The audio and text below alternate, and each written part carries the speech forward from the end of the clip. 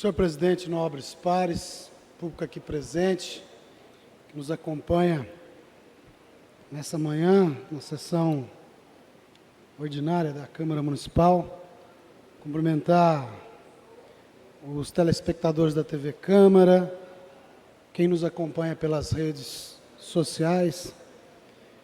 Eu queria pedir para a Adriana colocar Eu vou voltar ao tema do Hospital Regional, porque hoje, com o surgimento do negócio da área aí, acho que vale a pena. Eu quero apontar de novo algumas contradições com relação ao Hospital Regional. Aquilo que está lá no telão, ó, é uma emenda de 30 milhões de reais, proposta pela doutora Graciela, deputada estadual, eleita pela região de Franca, no orçamento do Estado deste ano. Ela fez o ano passado. E o relator, que é ligado ao governo do Estado, que é o deputado Adalberto Freitas, o deputado Roberto Engler foi relator do Estado por muitos anos. E sempre atuou com afinidade com o governo. E o doutor Adalberto é a mesma coisa. Ele simplesmente retirou a emenda, dizendo que o Estado não tinha recursos para construir o hospital. E essa emenda é de 30 milhões. E hoje nós estamos falando de uma obra de 220 milhões. Se há um ano atrás não tinha recurso para bancar 30, como é que tem recurso para bancar 220? Então, são as pulgas atrás da orelha que a gente tem quando se discute um tamanho de obra desse na véspera de uma eleição. É isso que a gente tem que tratar. Então, são contradições apontadas que fica difícil da gente acreditar. Então, a gente só vai acreditar. E lançar pedra fundamental, eu estou também já vacinado, porque a cidade judiciária acabou de aparecer aqui a tampa do caixão da cidade judiciária. Né? Essa não sai mais. Lançando pedra fundamental e tudo. Acho que no lançamento da pedra fundamental, eles põem o jornal da época, do dia, né, que deve ter tido manchete falando da cidade judiciária, vai ficar enterrado para o resto da vida lá, tampa de caixão, não tem mais cidade judiciária. Então não dá para acreditar do jeito que as coisas estão sendo feitas, de uma forma afoita, de uma forma desesperada para atender o calendário eleitoral. Isso tudo que está acontecendo é por causa do calendário eleitoral. Onde já se viu indicar uma área que tem uma demanda judicial, que faz 13 anos que está tocando, que é a maldita e malfadada área da cidade judiciária, que não saiu uma obra do Estado. Até parece que há o interesse de não sair a obra, que tanto o povo precisa. Fica criando aquela... Tem um ditado popular assim, criando pelo em ovo. Para as coisas não saírem, né?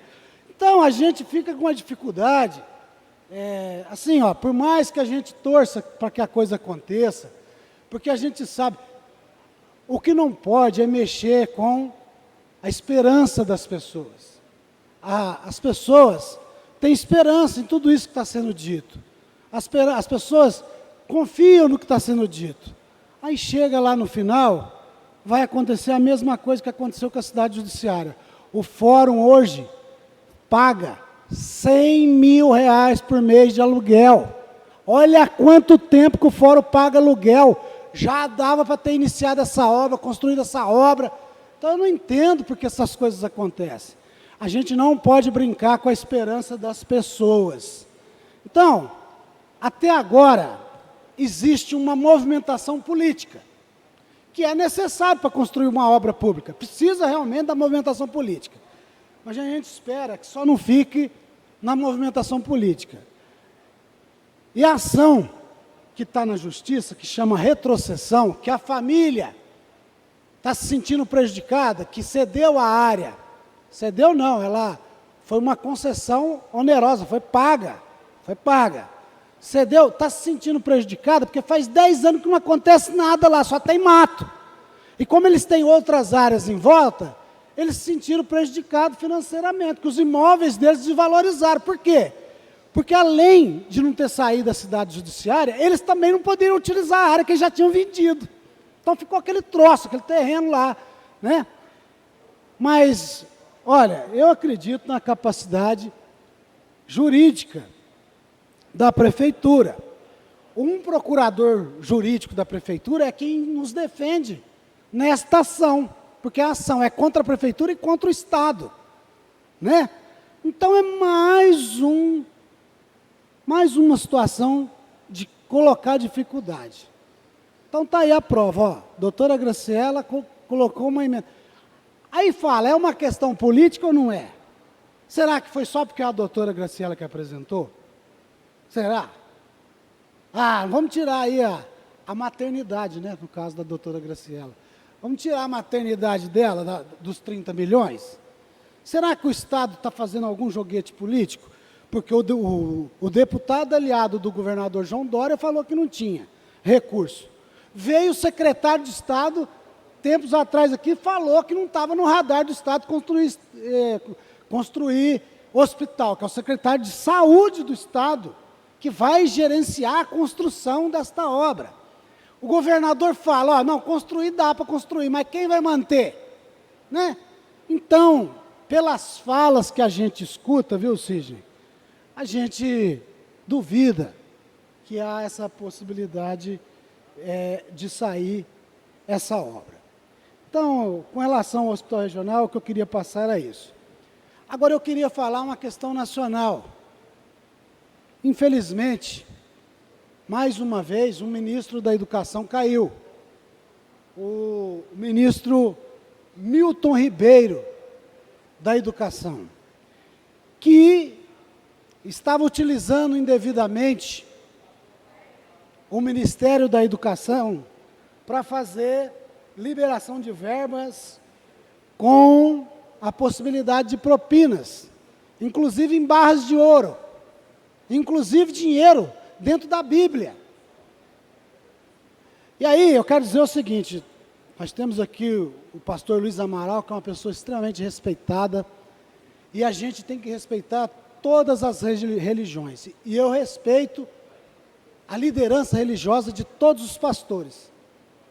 E respeito o povo evangélico. Tem muitos amigos no povo evangélico. Agora, não dá para misturar as coisas. Utilizar indevidamente uma função religiosa, uma função espiritual, para fazer esse tipo de negociata no Ministério da Educação. Então, por isso, pastor, tem pastores e tem pastores, né? Não é porque tem o título de pastor que vai lá só fazer, infelizmente, está no cerne do ser humano, esse tipo de coisa. E esse tipo de corrupção tem que ser realmente combatida. Não dá. E o presidente falou, o Jair Messias Bolsonaro, que botava a cara no fogo pelo ministro. Eu acho que ardeu. Acho que ele botou, ardeu, aí ele falou, não, tem que demitir. Aí demitiu. Porque existe muitas coisas ali que precisa de esclarecimento. Eu sei que o Senado já chamou o ministro para dar os esclarecimentos, e mesmo o fato dele ter sido demitido, dele ter pedido demissão, saído do cargo, isso não o isenta de ir nas comissões lá do Senado para dar as devidas explicações. Porque usar verba pública com pagamento de propina é inadmissível, a gente não pode aceitar isso em lugar nenhum. Então a gente espera que isso seja esclarecido e que o povo brasileiro mereça ter um ministro da educação que leve realmente a educação a sério no país. Vários prefeitos denunciaram essa situação de pagamento de propina envolvendo lá o pastor Gilmar Santos e Ailton Moura, que eles tinham que estar fazendo era o seguinte, estar orientando os seus fiéis, estar fazendo pregações na sua igreja, não tinha que estar em reunião do Ministério da Educação, para favorecimento da propina, né? Isso não tem nada a ver com a função de pastor, né? A verdade é essa. Então, eu quero dizer que aqui nós temos o pastor Palamônio, uma pessoa extremamente séria, pastor Luiz Amaral, extremamente sério, Claudinei, que também é ligada ao setor evangélico. A gente conhece as lideranças religiosas aqui da nossa cidade, sabe da seriedade do trabalho que é levado, mas isso que aconteceu em Brasília não pode acontecer em lugar nenhum no mundo, não só em Brasília.